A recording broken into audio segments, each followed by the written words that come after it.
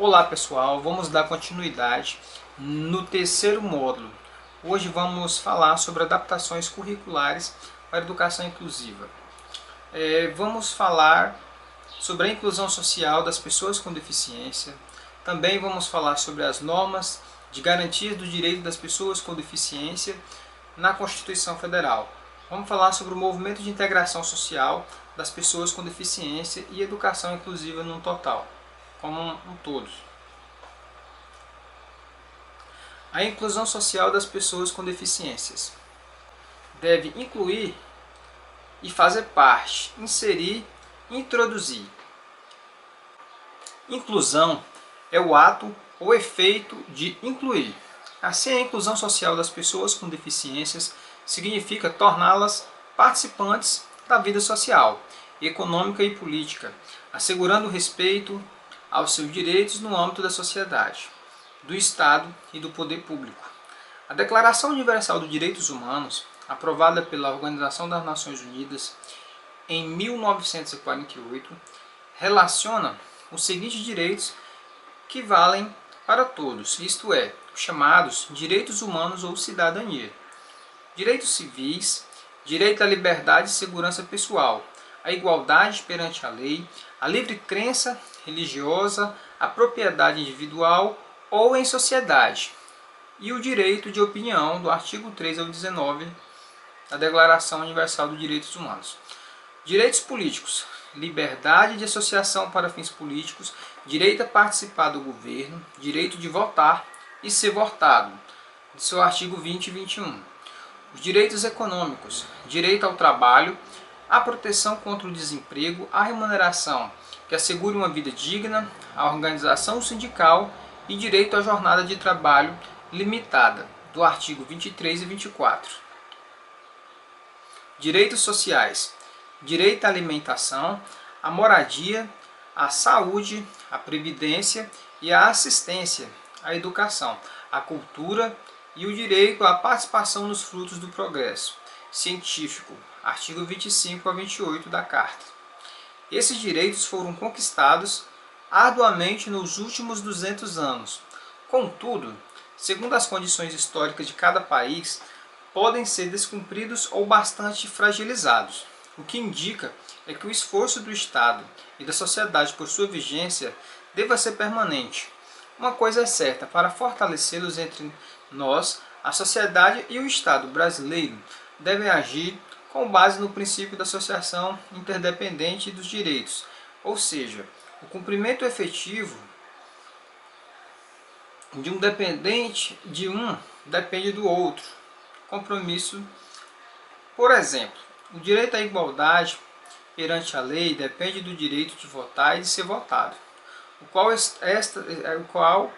esta por sua vez associada ao direito de opinião, ao direito à educação e à saúde. Quando isto não ocorre, os direitos de todos perdem as suas forças, e em consequência os direitos específicos da pessoa com deficiência também. Ora, se o direito universal à saúde não está associado aos demais, e além disso é cumprido de modo insuficiente pelo Estado. O direito à saúde específico das pessoas com deficiência igualmente será fragilizado ou mesmo negado. Entretanto, a inclusão social tem por base a vigência dos direitos específicos das pessoas com deficiência. Está diretamente ligada à vigência dos direitos humanos fundamentais, em virtude das diferenças que apresentam relação às demais pessoas com deficiência, que possuem necessidades especiais a serem satisfeitas. Tal fato significa que os direitos específicos das pessoas com deficiências decorrem de suas necessidades especiais. É preciso compreender que as pessoas não deficientes e as pessoas com deficiências não são iguais. O exercício dos direitos gerais, bem como no direitos específicos dessas últimas, está diretamente ligado à criação de condições que permitem o seu acesso diferenciado ao bem-estar econômico, social e cultural. Somos todos iguais. Assim orientada, a Organização das Nações Unidas estabeleceu em 1975 que a Declaração dos Direitos das Pessoas com Deficiências, ponto de chegada de uma luta histórica de entidades nacionais e internacionais, e em particular das próprias pessoas com deficiências e de suas organizações. A declaração tornou-se em todo o mundo, um ponto de partida para a defesa da sociedade e do bem-estar dessas pessoas, assegurando os seguintes direitos: o direito essencial à sua própria dignidade humana. As pessoas com deficiência, independente de sua origem, natureza e gravidade de sua incapacidade, têm os mesmos direitos que os outros cidadãos, o que implica no direito de uma vida decente, tão normal quanto possível. A pessoa com deficiência tem os mesmos direitos civis, políticos dos demais indivíduos, de acordo com o parágrafo 7 da Declaração dos Direitos da Pessoa com Deficiência Mental, que indica a possibilidade de limitar ou de suprimir tais direitos no caso das pessoas com deficiência mental. Nesse parágrafo 7 da Declaração dos Direitos das Pessoas mentalmente retardadas, estabelece o seguinte: sempre que pessoas mentalmente retardadas forem incapazes, devido à gravidade de sua deficiência, de exercer todos os seus direitos de um modo significativo, ou que se torne necessário restringir ou denegar alguns ou todos de seus direitos, o procedimento usado para tal restrição ou denegação de direitos deve conter salvaguardas legais adequadas contra qualquer forma de abuso. Este procedimento deve ser baseado em avaliação da capacidade social da pessoa mentalmente retardada por parte de especialistas e deve ser submetido à revisão periódica e ao direito de apelo às autoridades superiores. As pessoas com deficiências têm o direito de desenvolver capacidades que a tornem tanto quanto possível e autoconfiantes. O direito ao tratamento médico, psicológico e reparador, incluindo próteses e órteses, visando a sua reabilitação, bem como o acesso a serviços que habilitem a desenvolver as capacidades voltadas para a sua integração ou reintegração na sociedade. As pessoas com deficiência têm ainda o direito à segurança social, econômica e a um nível de bem-estar digno. Elas têm o direito, segundo suas capacidades, ao emprego ou a participar de ocupação útil e remunerada. O direito a que suas necessidades especiais sejam incluídas no planejamento econômico e social. As pessoas com deficiência têm o direito de viver com sua família e de participar das atividades sociais. Elas não serão submetidas, mesmo em suas residências, a tratamento diferente ou discriminado, que não seja necessário para melhorar o seu bem-estar. Se a sua permanência em instituição especializada for indispensável, o ambiente e as condições deverão ser as mais próximas da vida normal. O direito à proteção contra toda exploração e de todo tratamento discriminatório, abusivo e degradante. Elas também terão, as pessoas com deficiência ainda têm o direito ao apoio jurídico qualificado quando tal apoio mostrar-se indispensável para a sua proteção. Se os processos judiciais forem estabelecidos contra elas, o procedimento legal respeitará suas condições físicas e mentais. As organizações das pessoas com deficiência devem ser consultadas em todos os assuntos que dizem respeito aos seus direitos mencionados. As pessoas com deficiência, suas famílias e a comunidade devem ser plenamente informadas pelos meios apropriados dos direitos contidos na declaração. Pode-se perceber então que a inclusão social das pessoas com deficiência depende do seu reconhecimento como pessoas que apresentam necessidades especiais, geradoras de direitos específicos, cuja proteção e exercício dependem do cumprimento dos direitos humanos fundamentais. As normas legais de garantia dos direitos das pessoas com deficiência, os direitos na Constituição Federal, logo no artigo 1º da Constituição, são mencionados dois dos fundamentos que amparam o direito de todos os brasileiros, incluindo, é claro, as pessoas com deficiência, a cidadania e a dignidade. Cidadania é a qualidade de cidadão. E cidadão é o indivíduo no gozo de seus direitos civis, políticos, econômicos e sociais numa sociedade. No desempenho de seus deveres para com esta sociedade. Dignidade. Dignidade é a honra, é a responsabilidade devida a qualquer pessoa provida de cidadania. São fundamentos que orientam os objetivos de nossa república, tais como construir uma sociedade livre, justa e solidária, erradicar a pobreza e a marginalização e reduzir desigualdades sociais e regionais e prover o bem de todos, sem preconceito de origem, raça, sexo, cor, idade e quaisquer outras formas de discriminação. A expressão o bem de todos indica que os direitos e deveres da cidadania pressupõem que todos são iguais perante a lei, com a garantia de que são invioláveis o direito à vida, à liberdade, à igualdade, à segurança e à propriedade.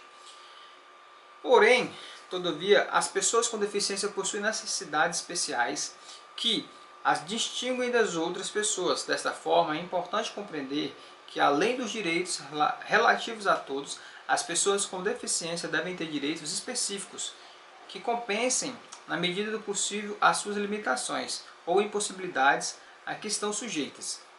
Por isto, é preciso repetir que os não deficientes e as pessoas com deficiências não são iguais nesse sentido, no sentido de uma igualdade apenas abstrata e formal, isto é, que não considera as diferenças existentes entre os dois grupos, e que as pessoas com deficiência apresentam necessidades especiais, que exigem um tratamento diferenciado para que possam realmente ser consideradas como cidadãos.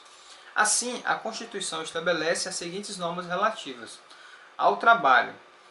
Artigo 7. São direitos dos trabalhadores urbanos e rurais, além de outros que visem a melhoria de sua condição social. Proibição de qualquer discriminação no tocante ao salário e a critérios de admissão do trabalhador com deficiência.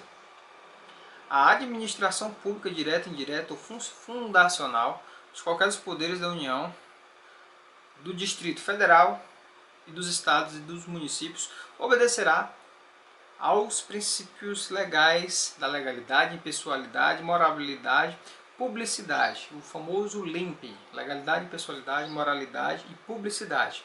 E também aos seguintes: a lei reservará percentual dos cargos e empregos públicos para as pessoas com deficiência e definirá o critério de sua admissão. A atenção do Estado, do poder público, à saúde e à proteção. É competência comum da União, dos Estados, do DF e dos municípios. Cuidar da saúde e da assistência pública, da proteção e a garantia das pessoas com deficiência. Compete ainda à União, os Estados e o Distrito Federal legislar concorrentemente sobre proteção e a integração social das pessoas com deficiência. O movimento de integração social das pessoas com deficiência. O movimento pela integração da pessoa com deficiência na Europa pode ser considerado como decorrente da conjunção histórica de três fatores. Segundo estudiosos, o assunto, o advento das duas grandes guerras mundiais, o fortalecimento do movimento pelos direitos humanos e o avanço científico. Como consequência das duas grandes guerras, surgiu no país atingido uma grande quantidade de pessoas mutiladas, debilitadas e perturbadas mentalmente. A sociedade desses países visaram-se diante da necessidade de criar formas de atendimento e reintegração desses indivíduos ao meio social que veio da guerra. Além disso, o curto intervalo entre as duas guerras e o número de baixas ocorridas gerada um déficit muito grande de mão de obra, que levou à implantação de programas de educação, saúde e treinamento para que trabalhadores deficientes pudessem preencher as lacunas da força de trabalho na Europa. Segundo Santos, a aprovação da Declaração Universal dos Direitos Humanos e o fortalecimento dos movimentos de luta em defesa dos direitos civis, pelas grandes transformações sociais ocorridas ao longo da segunda metade do século XX, estão na gênese das recentes disposições de igualdade de oportunidades educativas para as crianças com necessidades educacionais especiais. Desportava, então, uma fase de esperança e luta por melhores tempos, espelhada num renascimento humanista, cada vez mais crescente, que atingiu seu auge nos anos 60. Nesse período, ocorreu uma mudança de perspectiva em relação ao tipo de inserção das pessoas com deficiência na força de trabalho, que havia sido originada de um pós-guerra.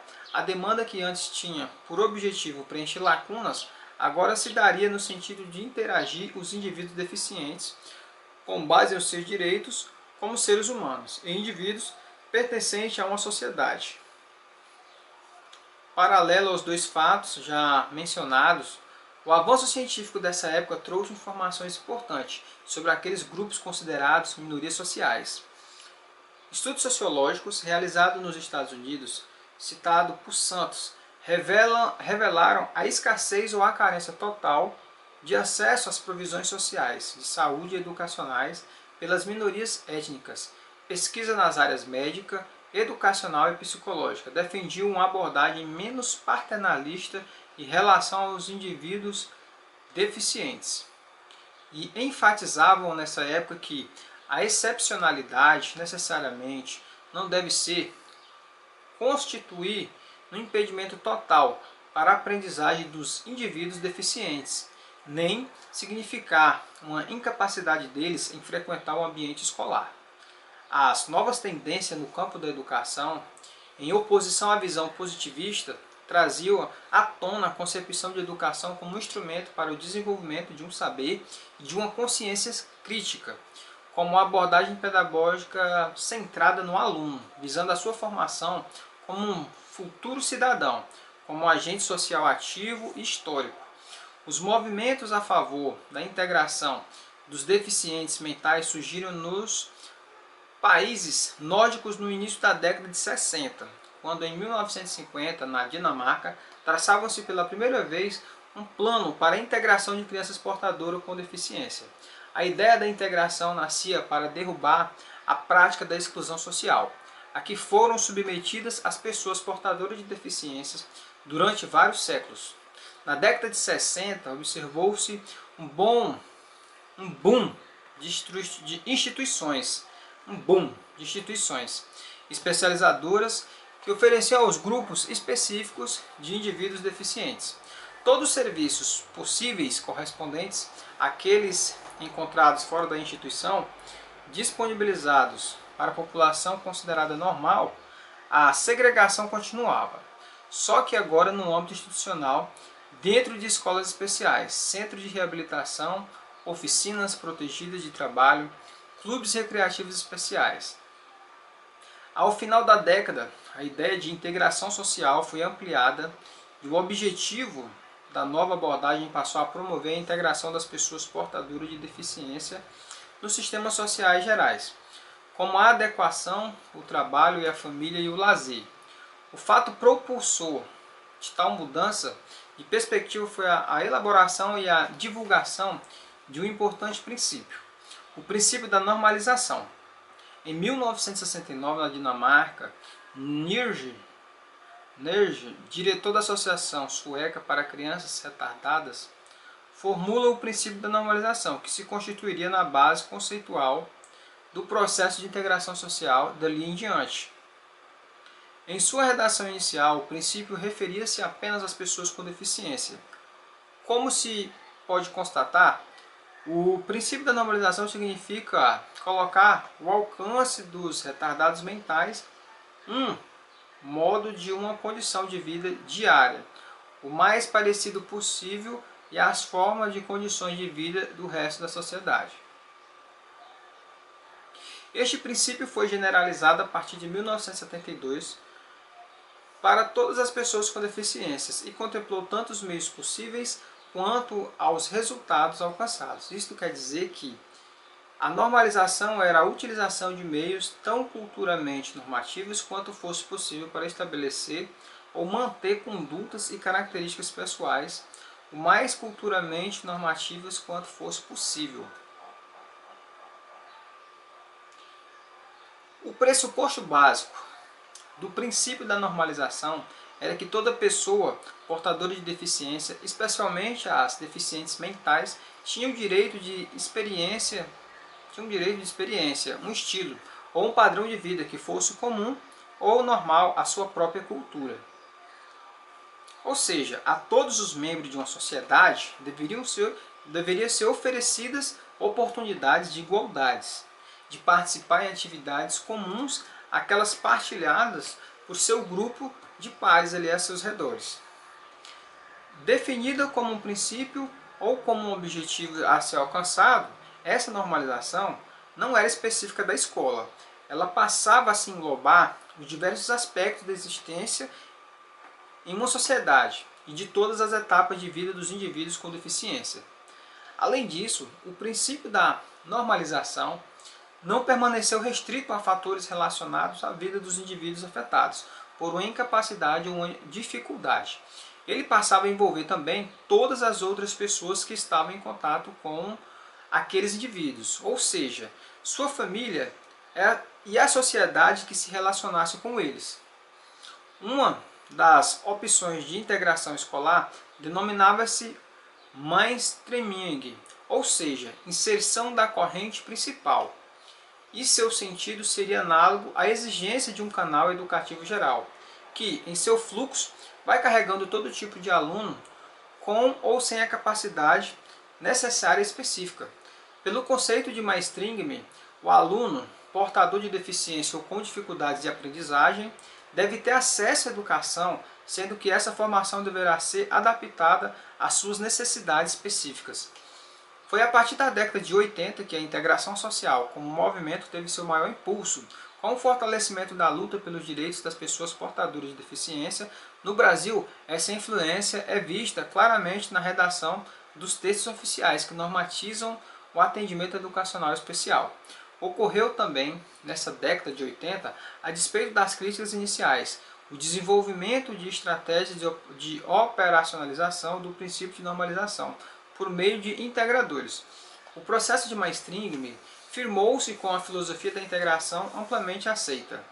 A defesa da integração social da pessoa com deficiência, sem dúvida alguma, foi um avanço social muito importante, pois teve o mérito de inserir esse indivíduo na sociedade de uma forma mais efetiva. Se comparando à situação anterior de segregação, porém, se o processo de integração social tem consistido no esforço de se sentir na sociedade pessoas com deficiências que alcançaram um nível compatível com os padrões sociais vigentes, tal esforço tem se mostrado unilateral em nossos dias, um esforço somente da pessoa portadora de deficiência e de seus aliados, a família, a instituição especializada e algumas pessoas envolvidas na causa da inserção social. Da forma como está sendo realizada hoje, a integração escolar social pouco nada exige da sociedade em termos de modificação de atitude, de espaços físicos, de objetos e práticas sociais. A sociedade cruza seus braços e aceita o deficiente desde que ele se torne capaz de adaptar-se ao seu contexto social e às formas de desempenhar os papéis sociais necessários. Essa prática reflete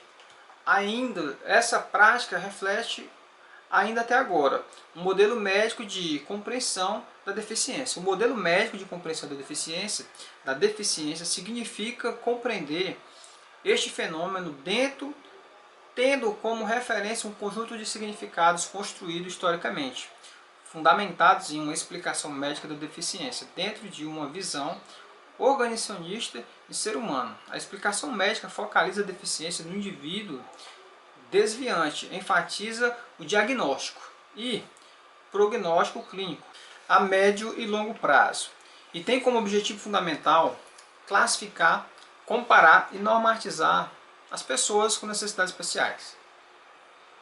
O modelo médico de deficiência parte do pressuposto de que as pessoas portadoras de uma deficiência são doentes e desabilitados, pois estão afastados de um estado normal de condição humana, que nesse caso seria aquele estado considerado dentro da normalidade, o ser normal, o ser saudável, por conta das diferenças que apresentam dos deficientes. Dentro desse modelo são discriminados como incompetentes para o exercício de atividades sociais, educação, lazer e trabalho, desconsiderados em seus direitos e deveres, reconhecidos como indivíduos incompetentes para aprender, pensar, decidir, estando submetidos a um permanente estado de dependência em relação às outras pessoas. De forma geral, nas interações sociais realizadas tendo como referência esse modelo de compreensão do fenômeno. As pessoas acabam se relacionando com o quadro etiológico da condição de deficiente e não com a pessoa, não com a pessoa. O modelo médico de compreensão da deficiência está arraigado na realidade da educação especial brasileira. Em parte, tem sido responsável pela resistência da sociedade em aceitar a necessidade de mudar suas estruturas e atitudes para inserir em seu meio os indivíduos com deficiência. Desse modo, favoreceu o desenvolvimento pessoal, social, educacional e profissional, parte de um pressuposto de que a deficiência é um problema existente exclusivamente na pessoa que tem a deficiência. A sociedade sempre foi levada a crer que bastaria oferecer ao indivíduo um tipo de serviço especializado e o problema estaria solucionado, fundamentando em um modelo médico de deficiência, que tenta melhorar as pessoas, incluindo elas nesse padrão social de normalidade. De forma geral, a defesa do modelo de integração escolar do indivíduo com deficiência por meio do processo de mainstreaming, que está muito presente nos projetos de educação especial desenvolvidos atualmente aqui no Brasil. O sistema de cascata das políticas de integração do modelo mainstreaming, em muitos casos, acabam sendo usados pela escola para ocultar o seu fracasso em relação a alguns alunos, isolando-os e somente integrando aqueles que não constituem um desafio à sua competência. A seleção dos alunos que enquadram as situações de mainstreaming é feita utilizando-se um processo de avaliação e seleção, supostamente um objetivo, que irá apontar quais serão elegíveis para serem integrados. Falar um pouco sobre educação inclusiva.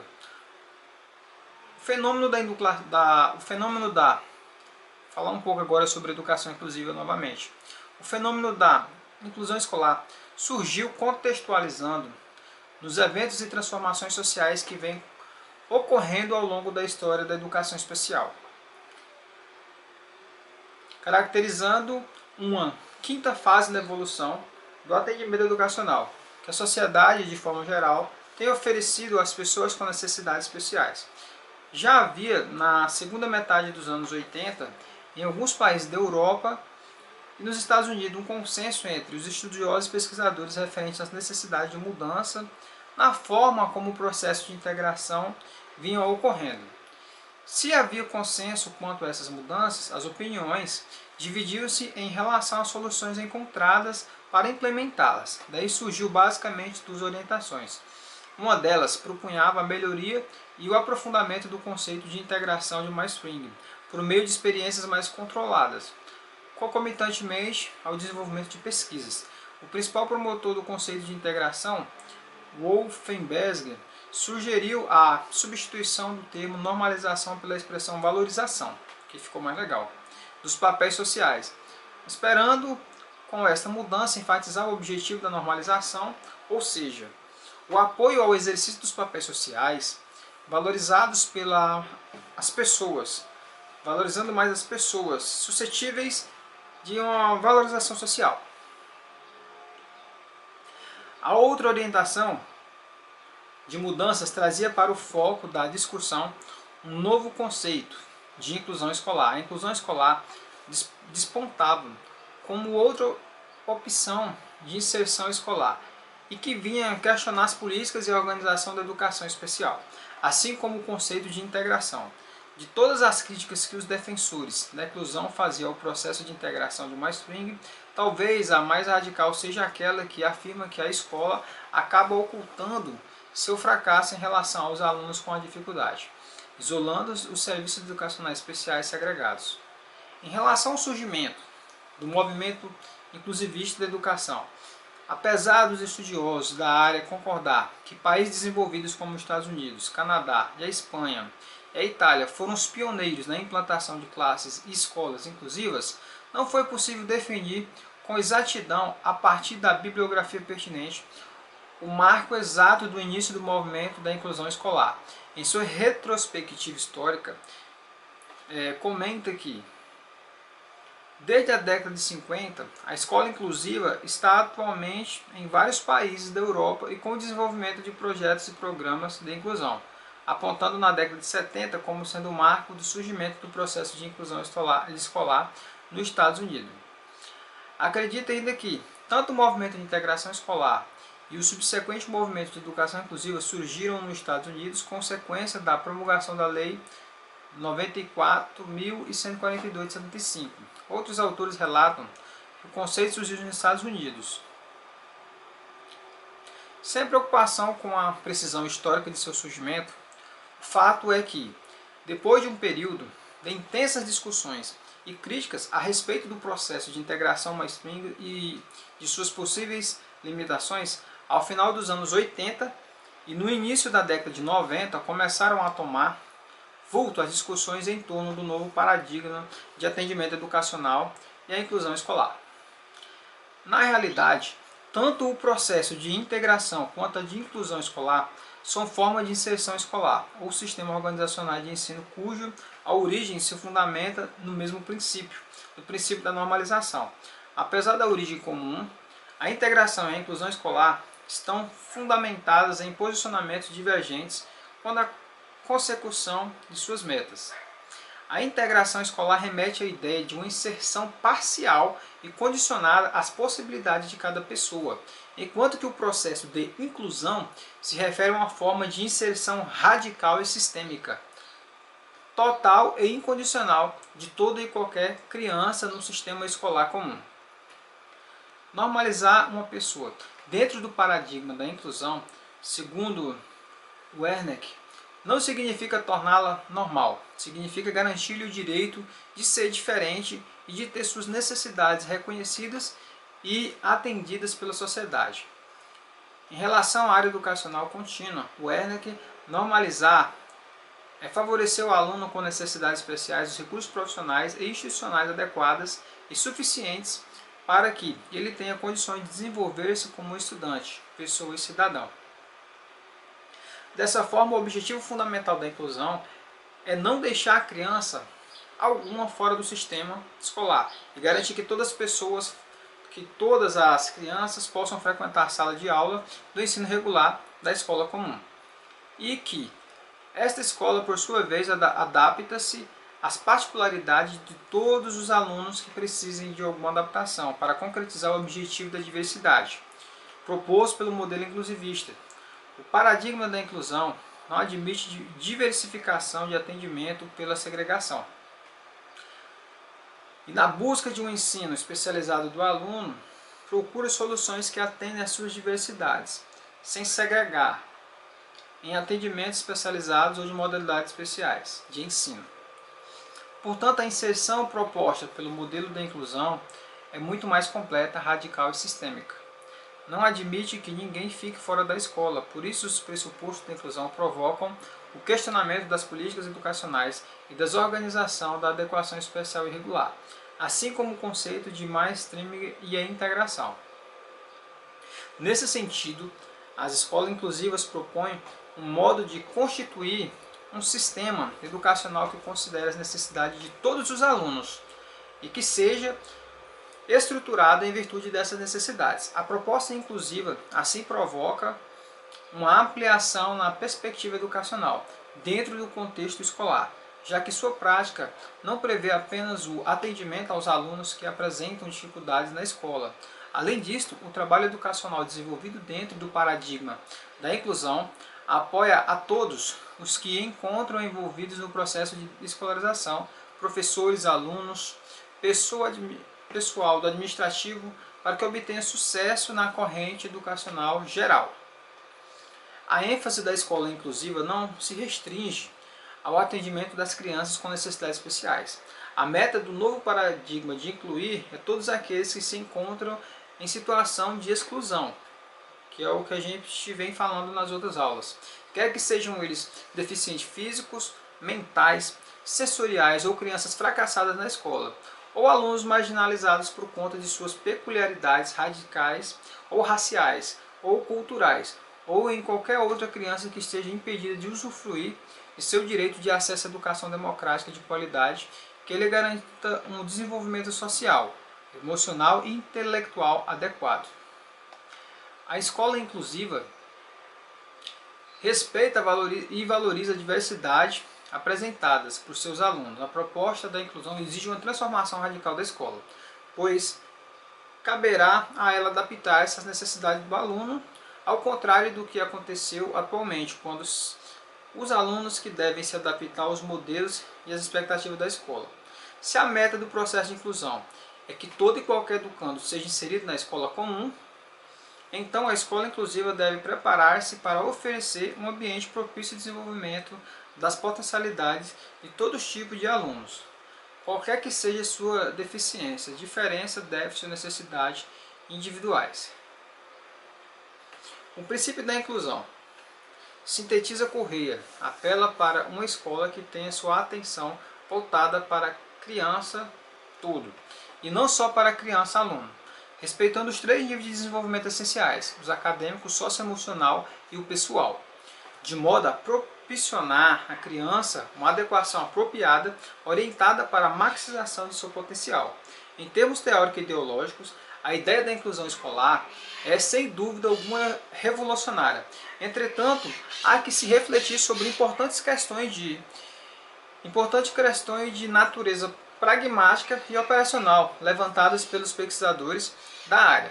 A instalação de uma prática educacional não será garantida por meio de promulgações de leis que simplesmente extingam o serviço de educação especial e obriguem as escolas regulares a aceitar a matrícula dos alunos especiais, ou seja, a inserção física do aluno com deficiência mental em sala de aula regular não garante a sua inclusão escolar.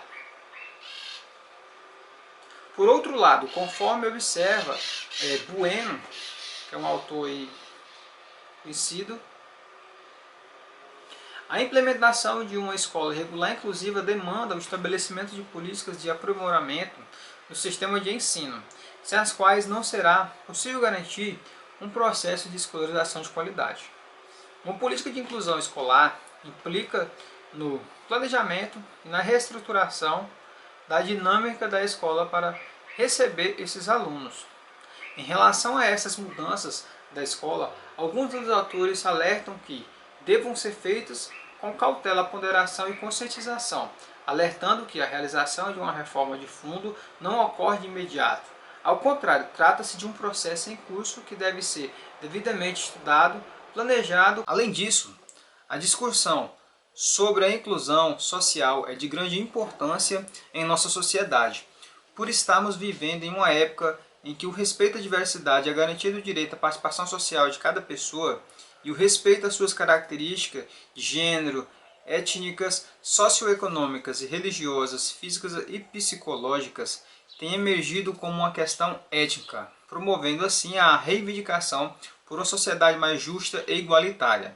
Nesse sentido, a temática da inclusão como um pressuposto, a ideia de uma sociedade que considera e acolhe a diversidade humana nos diferentes tipos de atividades nas diversas redes de relacionamentos. Ao tratarmos da inclusão de crianças com necessidades especiais, somos enviados ao campo da educação, pois ele está presente no dia a dia, defendida como para todos, sem nenhum tipo de distinção, traçando as diretrizes para que o processo inclusivo seja deflagrado. Porém, percebe-se que, 10 anos após a implantação da Declaração de Salamanca sobre o princípio das políticas e práticas em educação especial, ainda caminhamos em passos lentos, pois se faz necessário derrubar muitos paradigmas, no intuito de preparar a sociedade para receber e aceitar a diversidade. A inclusão é uma inovação, cujo sentido tem sido muito distorcido e polemizado pelos mais diferentes segmentos educacionais. É um movimento mundial de luta das pessoas com deficiência e das suas famílias, na busca pelos seus direitos no lugar na sociedade. Ela está ligada a todas as pessoas que não têm as mesmas oportunidades dentro de uma sociedade. No entanto, inserir os alunos com déficit de toda ordem, permanente e temporários, mais graves ou menos severos no ensino regular, nada mais é do que garantir o direito de todos à educação, e assim diz a nossa Constituição Federal. É um processo que contribui para um novo tipo de sociedade, através de transformações nos ambientes físicos e na mentalidade de todas as pessoas. Inclusão significa afiliação, combinação, compreensão, envolvimento, continência, circunvizinhança, ou seja, inclusão significa convidar aqueles que têm esperado para entrar e pedir-lhe para ajudar a desenhar novos sistemas que encorajam todas as pessoas a participar da completude de suas capacidades como companheiros e como membros, ou seja, incluir aquele que de alguma forma teve seus direitos perdidos ou por algum motivo não os exercem. A inclusão perpassa por saber quais as necessidades especiais que os alunos possuem, deficiências, déficits de aprendizagem, antes de incluí-los na rede regular de ensino, acreditando que todos os defensores da inclusão devem unir-se no reconhecimento de que as escolas que implementam práticas educacionais sólidas são boas para todos os alunos. Esse tema tem como foco levantar o questionamento e inquietar professores e educadores, assim como outros profissionais que se interessam pela temática. É nesse espaço que serão construídos os cidadãos de amanhã, antes de precisarem ser orientados e conviver com as diferenças, respeitando os outros que estão ao seu lado, para construir uma sociedade digna e democrática. Inclusão engloba uma educação para todos, centrada no respeito e na valorização das diferenças. Uma posição que reforça a necessidade de respeito à diferença, o conhecimento e o preparo para lidar com as potencialidades e limitações das pessoas. A partir dessa proposta, esperamos quebrar alguns tabus que cercam a educação em relação a esse assunto, pois a inclusão requer um movimento de adesão. Vamos aderir, galera. Não somente é uma proposta coletiva, mas também é um movimento interno, da ordem da subjetividade e dos relacionamentos interpessoais. Concebemos assim que o momento pedagógico diz respeito não apenas aos conteúdos e os métodos de ensino, mas também aos afetos, à visão de mundo de homem e dos sujeitos que integram no espaço da escola. Sabe-se que o processo inclusivo é frágil e falta o imaginário da aceitação do diferente como diferente. Existem fragilidades no processo de formação profissional. As atividades pedagógicas diferenciadas resultam de iniciativas particulares de professores. Existe ainda resistência a uma espécie de falta de compromisso coletivo da comunidade escolar com o processo inclusivo. Diante disso, pode-se dizer que a inclusão escolar contínua é um tema aberto de muitas entradas para reflexão. A efetivação da educação inclusiva sendo ainda muito incipiente e uma de suas maiores dificuldades. Esta não reconhecendo o outro como diferente, o que denota a não aceitação dessa diferença, faltando a colaboração e o consenso na redefinição e os procedimentos didáticos pedagógicos capazes de qualificar a aprendizagem para cada aluno. Sendo assim, percebe-se que a inclusão envolve a convivência regada pelo diálogo, pela humildade e pelo reconhecimento das próprias fragilidades, além da superação de paradigmas tão impregnados em nossa formação cultural, religiosa, social, enfim, fazendo parte de todo o nosso desenvolvimento histórico. Um tema muito importante também são as políticas públicas. No momento em que o direito ganha novos espaços e abre novas áreas por meio das grandes transformações pelas quais passamos no mundo contemporâneo, é importante ter conhecimento da realidade que no passado significaram e no presente ainda significam passos relevantes no sentido da garantia de um futuro melhor para todos. O direito à educação escolar é um desses espaços que não perderá a atualidade.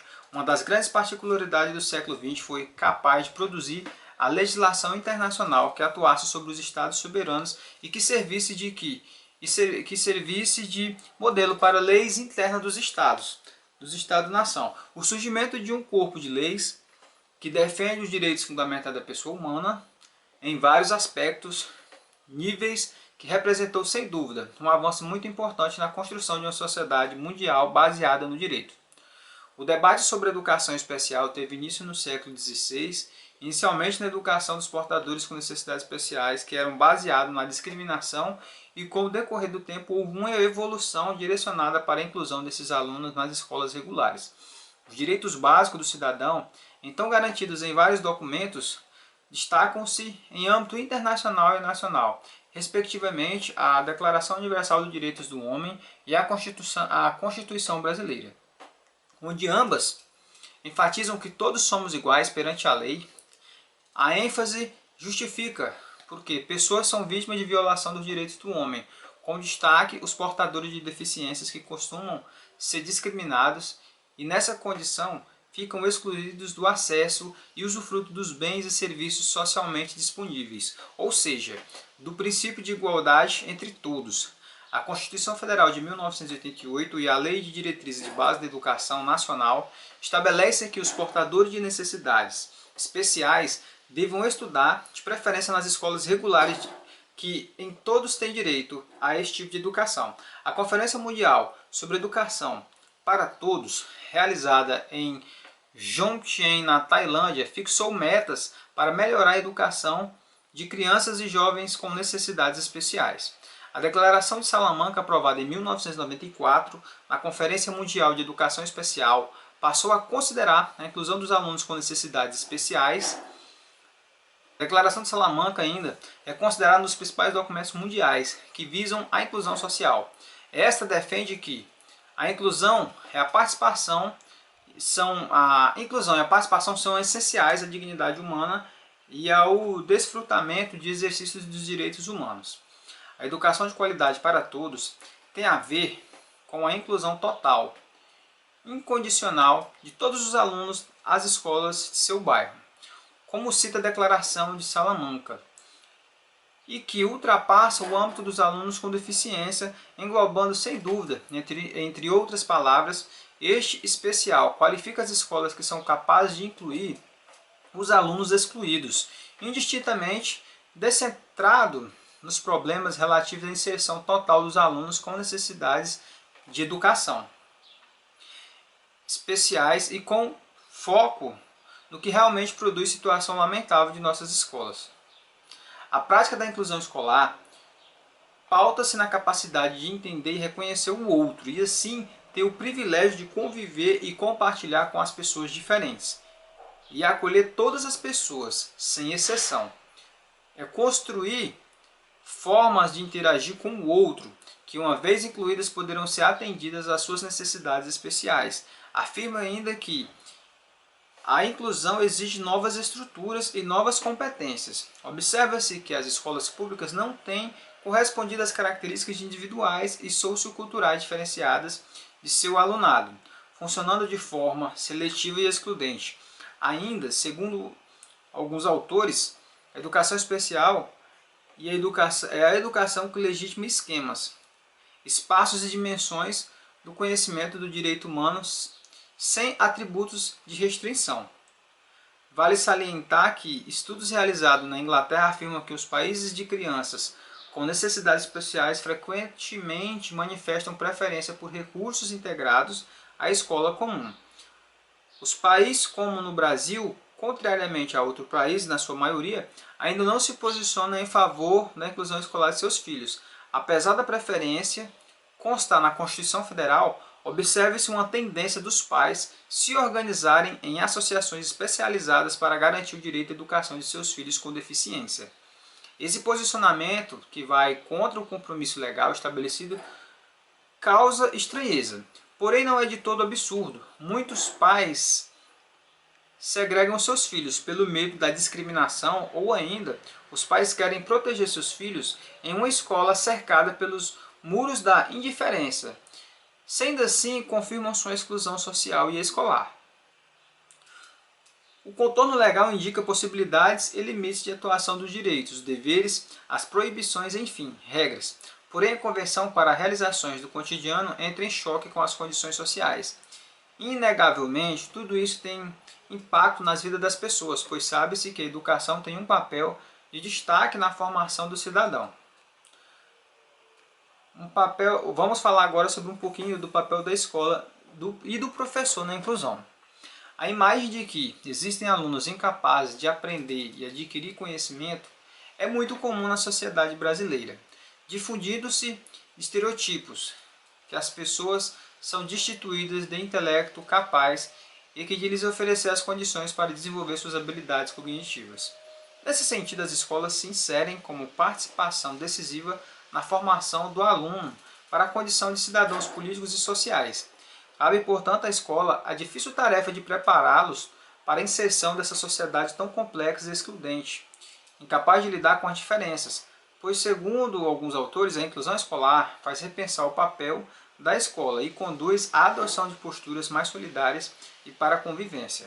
A educação brasileira tem se demonstrado ineficiente para o atendimento da maioria de sua clientela, pois, conforme ideia de alguns autores, a educação especial foi tradicionalmente concebida como destinada a atender o deficiente mental, visual, auditivo, físico e motor, além daqueles que apresentam condutas típicas e síndromes de quadros psicológicos, neurológicos e psiquiátricos. Também estariam inseridos nessas modalidades de ensino os alunos que possuem altas habilidades e superdotação.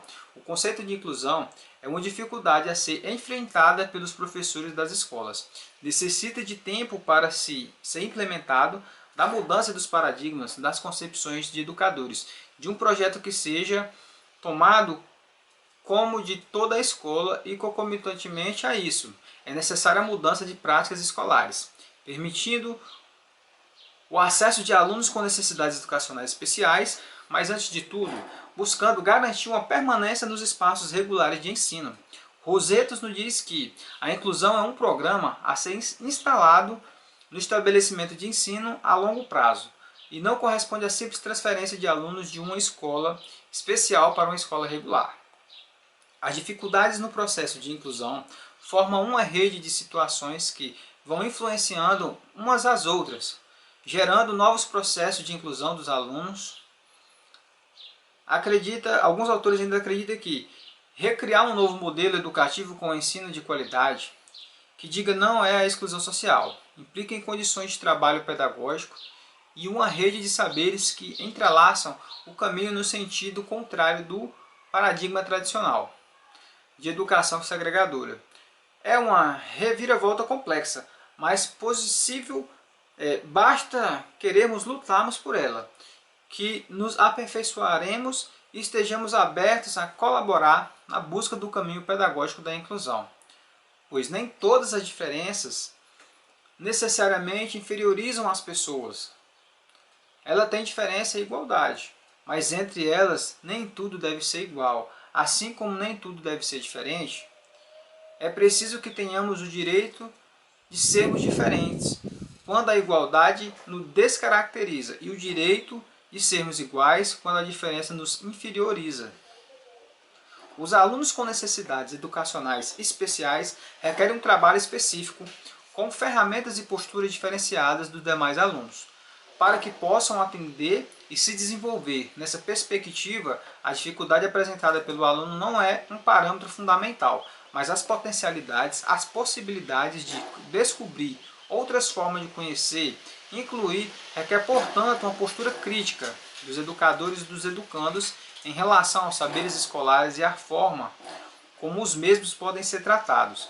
Incluir implica considerar que a escola não é uma estrutura pronta, acabada e flexível, mas uma estrutura que defende acompanhar o ritmo dos alunos em um processo que requer diálogo dos grupos de trabalho na relação com a comunidade escolar e com os outros campos do conhecimento. Também é importante destacar o papel do professor diante dos alunos com necessidades educacionais especiais em colaborar com o desenvolvimento integral desse aluno, respeitando suas diferenças e valorizando as potencialidades de cada aluno, oferecendo um espaço em que o aluno possa aprender e perceber como sujeito ativo na construção do seu conhecimento, por meio de atividades individualizadas e também em grupo, para que haja uma cooperação entre os alunos e para que esse processo se desenvolva de forma conjunta, pois é na relação com o outro que o sujeito se constitui e se transforma. Trabalhar em parceria com uma equipe especializada que acompanha o aluno dentro ou fora da escola, bem como as perspectivas familiares, com o intuito de ampliar a possibilidade da inclusão. O ofício do professor não pode ser mais visto como uma vocação e sim como uma profissão, que requer muito estudo, reflexão e uma prática realmente transformadora.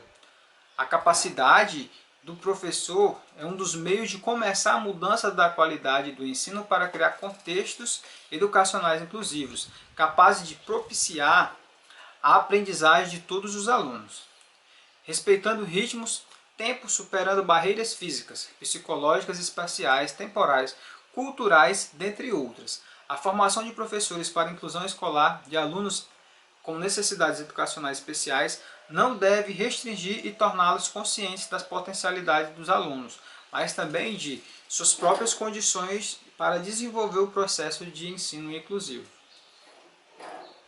Portanto, a inclusão consiste em adequar os sistemas gerais da sociedade, de tal modo que sejam eliminados os fatores que excluíram certas pessoas do seu meio e as mantinham afastadas da sociedade. A eliminação de tais fatores deve ser um processo contínuo e, concomitantemente, com os esforços que a sociedade deve empreender no sentido de acolher todas as pessoas, independentemente de suas diferenças individuais e de suas origens na diversidade humana.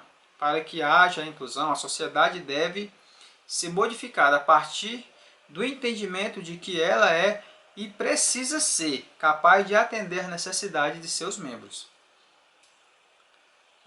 A inclusão social escolar exige uma mudança da mentalidade das pessoas, mudança nos momentos de vida, muitas reflexões e com um princípio fundamental: valorizar a diversidade humana em primeiro lugar, para depois ensinar e educar. Ela é importante para o desenvolvimento social, pois iremos trabalhar com os novos indivíduos que irão ditar as regras e padrões da nova sociedade que estaria se formando por meio de uma nova geração, através da convivência com as diferenças. As crianças vão construindo o processo para a inclusão social, um mundo melhor, no qual todos saem ganhando. Aceitar e valorizar a diversidade das classes sociais e de culturas diferentes, de estilos individuais de aprender, de habilidades, de língua, de religiões, é o primeiro passo para a criação de uma escola de qualidade para todos. O sucesso da inclusão de alunos com deficiência na escola regular decorre, portanto, das possibilidades de se conseguir professores significativos desses alunos nas escolaridades, por meio da adequação das práticas pedagógicas à diversidade do aprendizado. E só se consegue atingir esse sucesso quando a escola regular assume que as dificuldades de alguns alunos não são apenas deles, mas resultam, em grande parte, do modo em que o ensino é ministrado e a aprendizagem é concebida e avaliada. Acreditamos que a convivência dos alunos com necessidades especiais com os outros alunos da escola inclusiva vai ganhar espaço, avançando continuamente para a sua construção dos seus próprios conceitos. Essas crianças vão progredir, superando os desafios. A inclusão é uma proposta, é um ideal. Se quisermos que a sociedade seja acessível e que dela todas as pessoas possam participar em igualdade de oportunidades, é preciso fazer desse ideal uma realidade a cada dia. As ações de cada indivíduo nas instituições e dos órgãos públicos devem ser pensados e executados no sentido de divulgar os direitos, a legislação e programar ações que garantam o acesso de todas as pessoas a todos os seus direitos. Sabe-se que mudar o contexto de uma hora para outra é muito difícil. Desejar uma sociedade acessível e se empenhar pela sua construção não pode significar o impedimento de acesso para as pessoas com deficiência aos serviços atualmente oferecidos. Pelo contrário, deve-se manter o olhar no ideal, mas os pés na realidade. A inclusão envolve mudanças em todas as pessoas e é um trabalho longo e desafiador. A igualdade de oportunidades é um desejo de muitas pessoas para um futuro que esperamos e que seja em breve.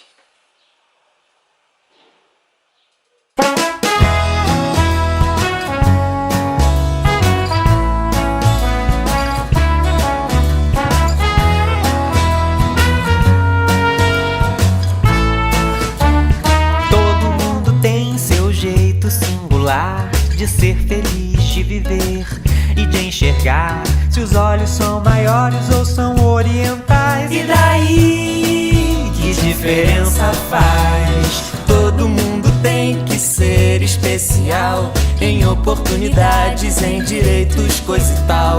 Seja branco, preto, verde, azul ou lilás. E daí, que diferença faz? Já pensou tudo sempre igual? Ser mais do mesmo tempo todo não é tão legal. Já pensou sempre tão igual? Tá na hora de ir em frente. Ser diferente é normal. Ser diferente é normal. Ser diferente é normal. Ser diferente é normal. Ser diferente é normal.